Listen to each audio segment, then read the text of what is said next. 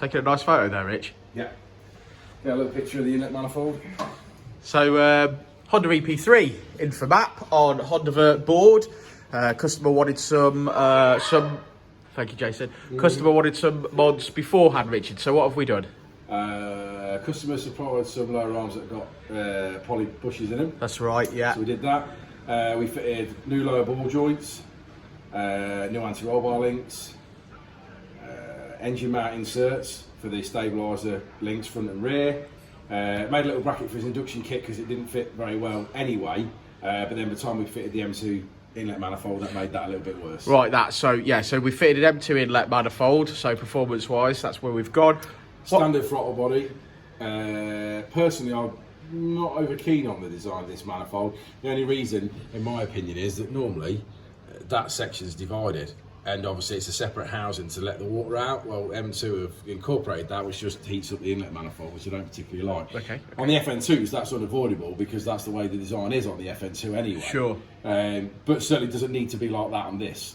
Although they're cheap, which is fine, but it just, yeah, in my opinion, I'd rather have that as a separate housing with a nice thermogasket. Because on my FN, my M2 manifold made some power, didn't it? Yeah, it did. I'm not suggesting it won't make power. I'm just saying I wouldn't want the coolant running around it if it was mine. What are the other options? Skunk 2, generally. Skunk 2, yeah, that's what we see most of, isn't it? Yeah, Pro Series and the Ultra Series don't have that housing on. It leaves the original water housing on there, and obviously it stays away from it. So what other mods has this one got? We've got 4-to-1 manifold with an exhaust system, haven't we? Yeah, I believe so. Yeah, okay. And then just the induction kit, so. Yeah. Right, well, like I said at the start, this is at Honda Vert, so Dynodaze has supplied and fitted Honda Vert boards into ECUs and also mapping them, and that whole cost there is just 500 quid, 499 if you want to be picky.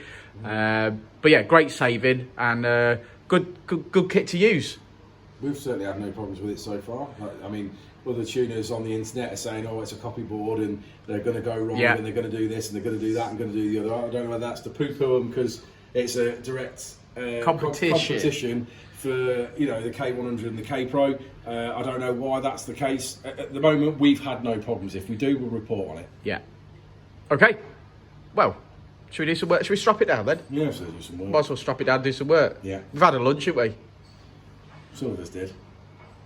Why, you not had any lunch? Well, we had a cup of tea. Oh, you're not eating yet? I didn't have dinner. I want to waste away here. Yeah, I think you got a little while to go for that.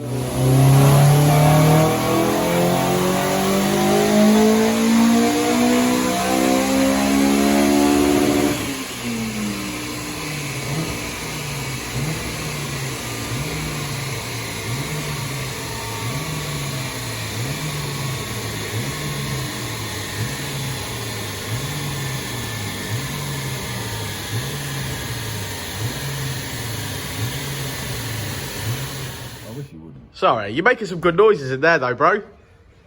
What, click your keyboard? No, I mean the noise of the car on the dyno sounds great. Bum, bum, bum, bum, bum. Okay. All right then.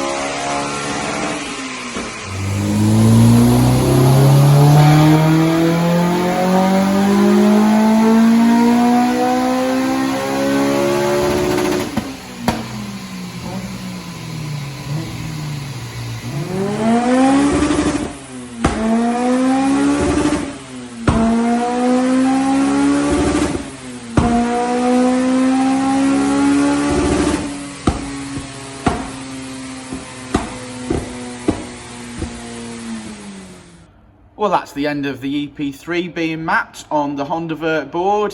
Not bad at all, 499 quid, can't complain at that. And we have finished today on 237.7 brake horsepower. Tuner's prerogative, I'll call it that 238 brake, which is 196 at the wheels. What a car, doesn't it sound immense? Thanks for watching, guys, thanks for hanging out with us. Like and subscribe and all that jazz, and we'll catch you on the next one. See ya!